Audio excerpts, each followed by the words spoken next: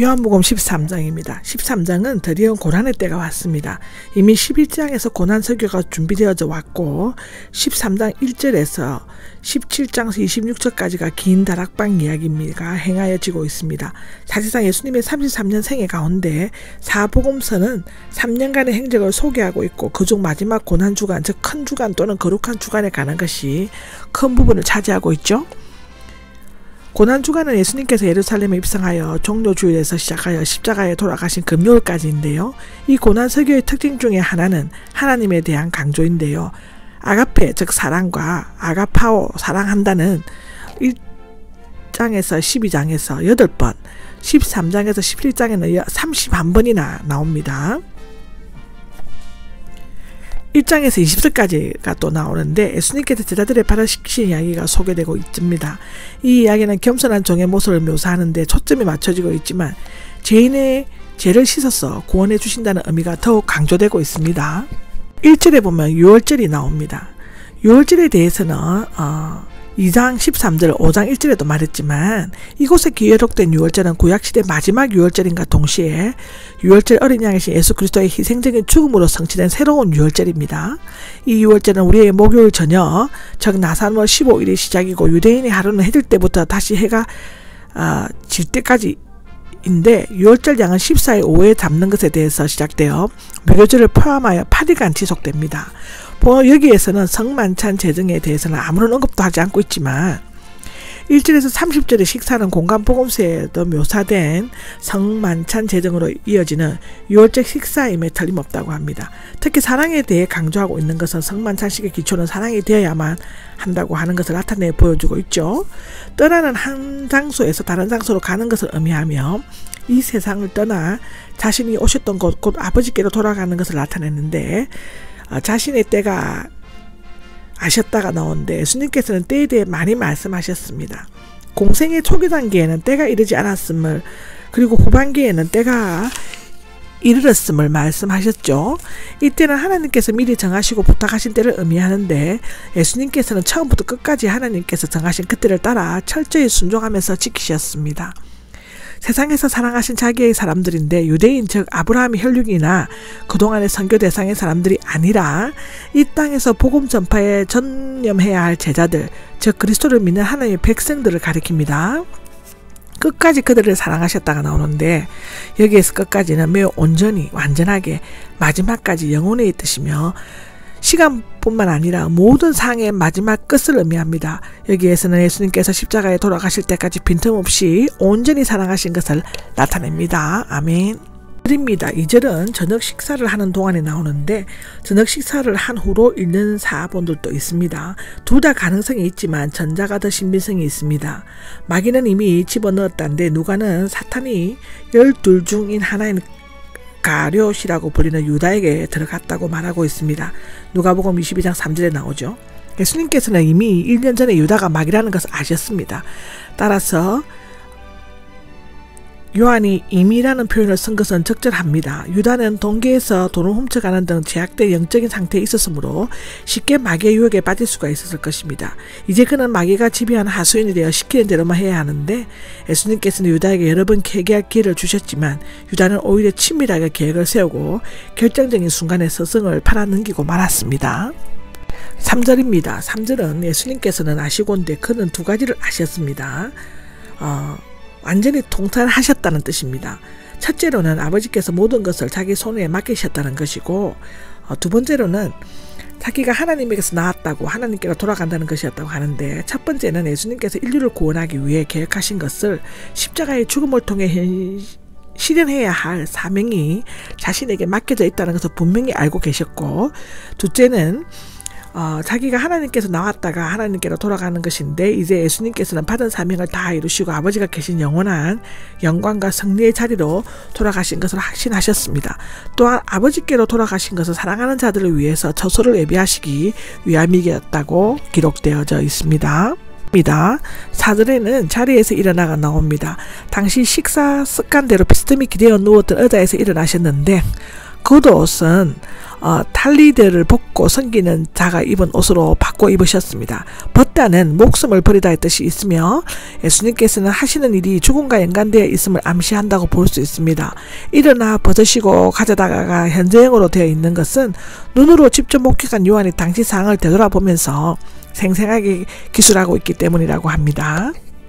5절입니다. 5절에는 대야에 물을 담아 닦아주기 시작하였다인데 유대 지방은 무덥고 건조할 뿐만 아니라 먼지가 많이 있는 모래역이 많아 샌들이나 맨발로 걸어다니다가 집 안으로 들어올 때는 반드시 손발을 닦아야 했습니다. 당시 손님들의 발을 씻는 것은 종도 중에서 가장 낮은 계급이 종이하는 일이었는데 그때 제자들은 누가 제일 큰 자인가를 놓고 자리 다툼을 하였죠. 누가복음 22장 24절에 나옵니다. 이에 대해 예수님께서는 나를 섬기는 사람으로 너희 가운데 있다 라고 말씀하셨죠. 22장 27절에 나옵니다. 예수님께서는 이 일을 아시고 자리에서 일어나 태아에 물을 담고 제자들의 발을 씻어주려고 허리에 두른 수건으로 닦아주셨습니다. 이것은 금손에 대한 교훈일 뿐만 아니라 자신을 내어주시는 섬김과 희생의 원리를 설명한 것이기도 한데 예수님께서는 십자가에서 겸손과 섬김의 희생의 모범을 보여주셨습니다. 아마도 베드로는 이때 수건을 허리에 두르신 예수님을 회상하시면서 서로 겸손으로 허리를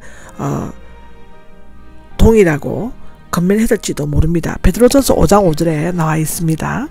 그들은 주님께서 내 발을 씻으시렵니까? 라는 질문을 합니다. 하나님의 아들이신 예수님이 가장 비천한 종이 하는 일을 한다고 생각하니 베드로는 도저히 씻을 용기가 나지 않았을 것입니다. 누구의 발을 먼저 씻기셨는지는 알 수 없죠. 누가 크냐고 다투고 있는 제자들은 아무 말도 못하고 발을 내놓았지만 솔직하고 직선적인 성격을 지녔던 베드로는 용기 있게 질문을 하였습니다. 원문을 보면은 주님께서 내 발을 씻으시렵니까로 되어 있는데 주님 즉 당신과 내가 강하게 대조되고 있으며 베드로가 깜짝 놀라 당하고 있는 모습이 엿보입니다. 당신과 같으신 분이 어떻게 나 같은 사람의 발을 씻을 수 있습니까? 라는 뜻이라고 하는데요. 그는 예수님이 한없는 사랑의 겸손 즉 성육신과 십자가의 죽음을 이해하지 못했지만 주님께서 하시는 일에 겸손히 순종하는 것이 더욱 귀한 일임을 깨달아 알아야만 했습니다. 7절은 너는 내가 하는 일을 알게 될 것이다 인데 이후에는 십자가와 부활의 사건이 있고 난 후 보혜사 성령 강림으로 모든 것이 명확히 밝혀지는 미래의 시점을 가리킵니다. 앞에 알다는 일반적으로 깨닫는 것, 뒤에 알다는 본질적으로 경험적으로 깨닫는 것을 가리키는데 하나님께서 우리에게 하신 말씀과 우리를 위해 하신 일의 뜻, 앞으로 하시려고 예정하신 것은 지금을 깨닫지 못하지만 우리는 참고 기다려야만 한다는 것입니다. 언젠가 주님께서 깨닫게 해주실 것이죠. 아마도 베드로가 서로 겸손으로 허리를 동일하고 하나님의 능하신 손아래 겸손하라고 건면하면서 예수님께서 허리에 수건을 두르시고 발을 씻으셨던 모습을 연상했을 것입니다. 8절입니다. 8절은 내 발은 절대로 씻지 못하십니다가 나오는데 직역을 하면 어느 때든지 내 발을 씻지 못하십니다 입니다. 영혼이 여기에 있는 이 이중부정 접속사와 절대로는 강한 부정 접속사로 나타내고 있습니다. 베드로가 앞서 가이시아라고 빌립보에서 십자가를 지시는 예수님을 꺾고 만류한 적이 있었습니다. 여기에서도 발 씻으시는 예수님의 행동을 만류함으로써 예수님의 구속사역을 해방하려고 합니다. 어떻게 보면 이 말은 너무나 황송해서 겸손한 마음으로 한 말인 것 같지만 그 말에는 자만심과 거짓 겸손이 담겨져 있습니다. 그는 예수님이 하시는 일에 겸손하게 순종하지 않고 명령하듯 말하고 있습니다. 제자가 되어 첫째 조건은 무조건 자신을 포기하는 것인데 결코 나와 함께 할 수 없다가 여기 나옵니다. 여기에서 결코는 유산이나 약속된 땅, 전리품, 재물, 영광 등을 의미하며 나와 함께 온갖 좋은 소유물이나 영광에 참여하거나 얻지 못한다는 것입니다. 예수님께서는 베드로의 거부가 자신의 뜻을 이해하지 못하고 경솔하고 교만하게 행동한다는 것을 아시고 좀 더 강력하게 일깨워야 할 필요를 느끼셨습니다. 베드로야 하고 이것은 단순히 내 발을 씻느냐 마느냐 문제가 아니라 내가 흘린 보혈의 피로 내 죄를 씻느냐 마느냐의 뜻이 담겨진 중요한 문제이죠.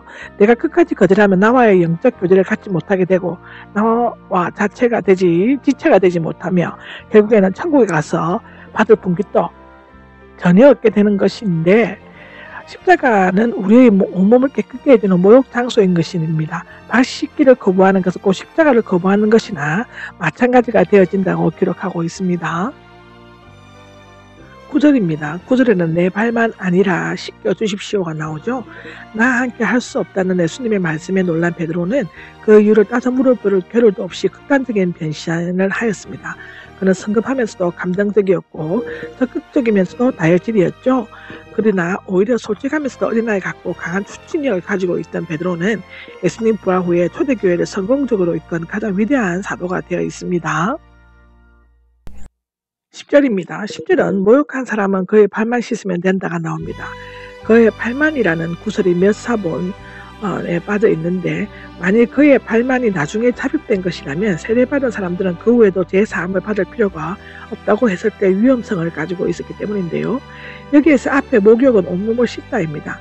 사도행전 9장 37절에 나옵니다.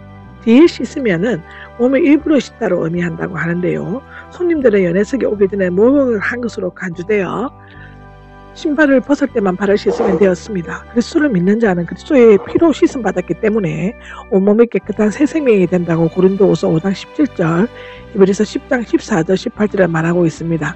그러므로 다시 몸을 깨끗이 할 필요가 없지만 그날 살아가면서 발에 먼지가 묻듯이 죄는 죄를 회개함으로써 그리스도에 의해 깨끗하게 할 필요가 있었습니다.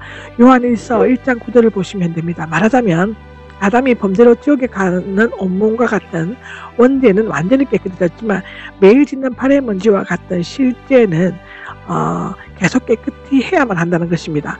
너희는 다 깨끗하지 않다는데 제자들은 모두 예수님을 믿음으로 온몸이 깨끗해졌고 발까지 씻었으니 이제 완전히 깨끗해진 몸이 되었습니다. 그러나 오직 한 사람 가룟 유다만은 발을 씻어 끼었지만 온몸은 여전히 더럽게 남겨져 있습니다. 예수님께서는 다 깨끗하지 않다고 경고의 말씀을 하심으로써 유다에게 끝까지 회개의 기회를 주려고 하셨습니다.